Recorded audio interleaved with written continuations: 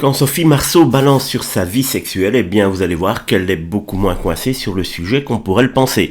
Mais il y a une limite qu'elle refuse catégoriquement de franchir, et vous allez voir que la dernière information est assez croustillante. En 2014, alors qu'elle faisait la promotion de Tu veux ou tu veux pas avec Patrick Bruel, Sophie Marceau avait parlé très directement de sexe dans une interview accordée à elle, et sa conception des choses était assez claire. Pour elle, le sexe est intimement lié à l'amour et au sentiment. Elle expliquait aussi que c'était quelque chose d'important parce que ça touche à des choses profondément personnelles.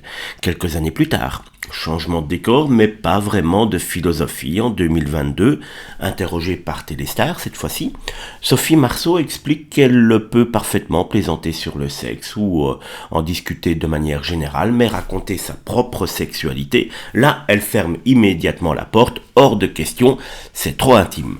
Et puis, vient cette information en 2023, nouvelle petite confidence qui a fait beaucoup parler à l'époque dans un portrait publié par Libération.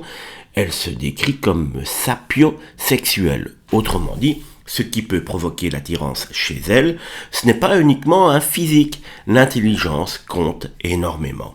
Donc non, Sophie Marceau n'a pas sorti le carnet secret avec la liste de ses aventures, mais elle a quand même livré quelques clés assez personnelles. Chez elle, sexe, sentiment et attirance intellectuelle semblent étroitement liés.